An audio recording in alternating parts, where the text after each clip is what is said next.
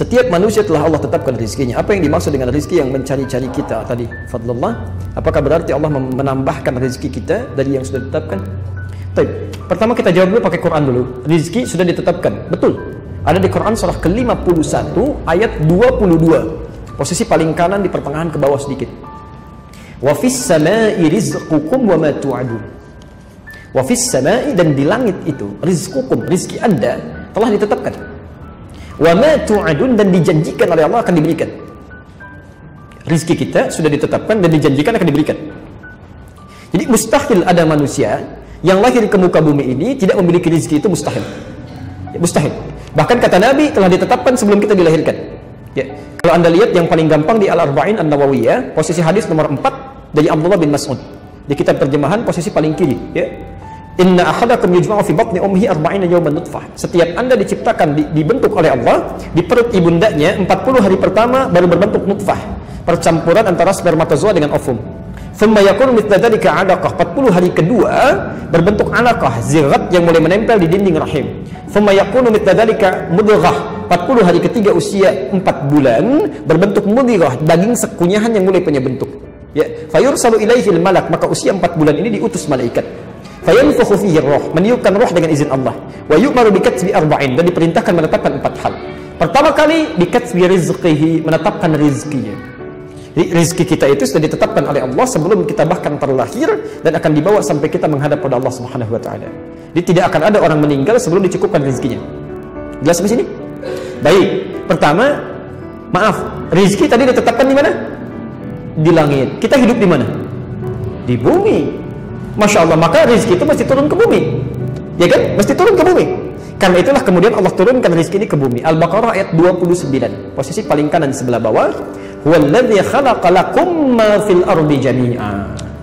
Dan kemudian Allah ciptakan, jadikan untuk kamu semua yang ada di bumi untuk kamu.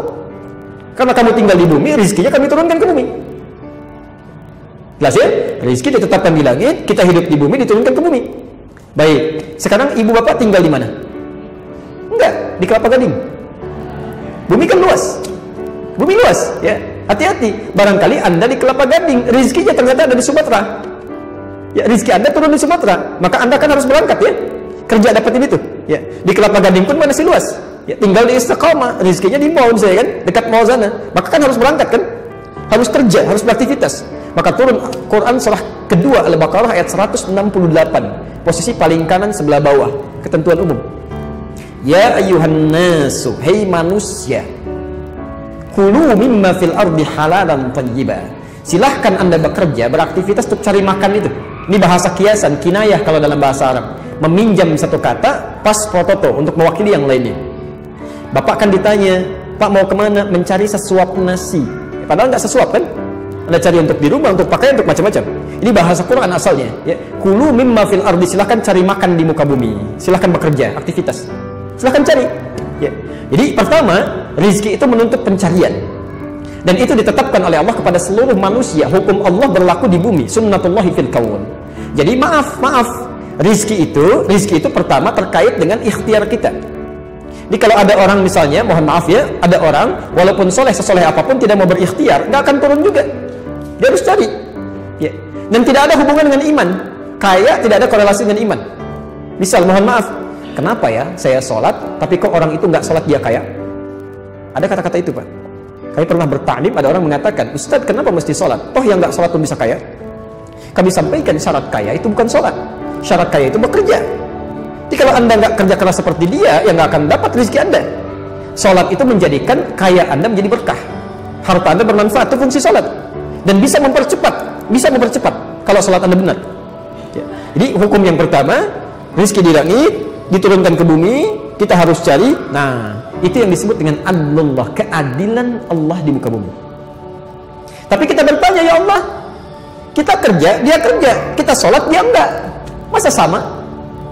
Apakah ada perbedaan? Ada. Allah akan percepat dia mendapatkan tanpa harus lelah mencarinya.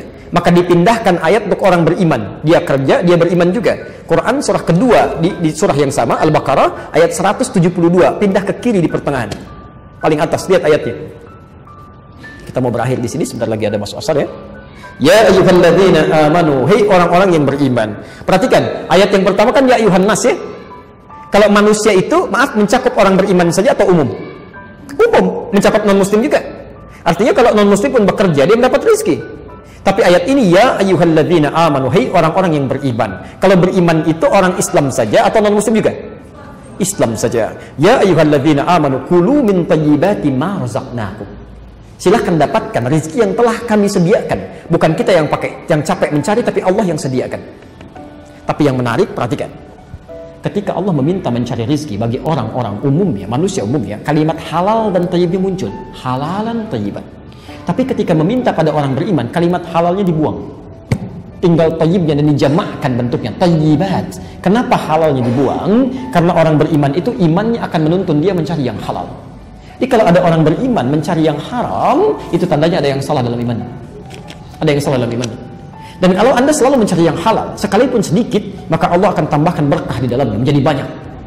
Lihat, kalimat tadi halalan thayyibah. Halal, thayyib, thayyibnya tunggal. Nanti kita bahas dengan rinci saat masuk ayat ini.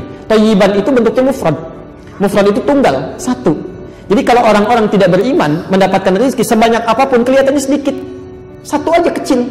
Kecil. Ya, 1 miliar kecil aja, 10 miliar sedikit aja.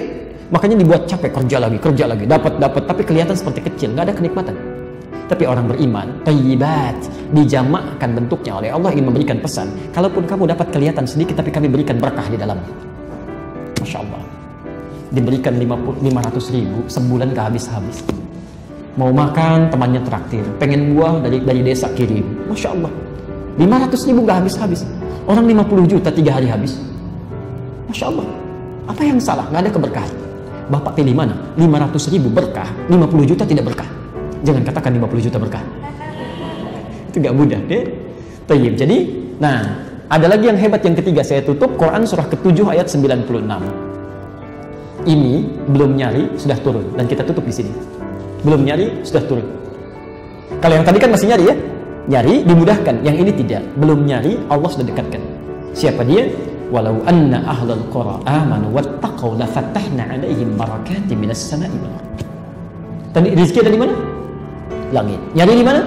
Di bumi. Sekarang perhatikan, walau anna ahlal qura, kalaulah satu penduduk kota, satu penduduk negeri, jangankan satu orang, sependuduknya, dia beriman kepada Allah, dia tingkatkan takwanya, dia kerja, dia sholat juga, dia kerjakan sunnahnya, dia puasa sunnah, masya Allah, la fatahna alaihim, kami akan buka untuk orang ini barakatin, pintu keberkahan rizki, masya Allah, minas sama'i wal ardh, langit dan bumi.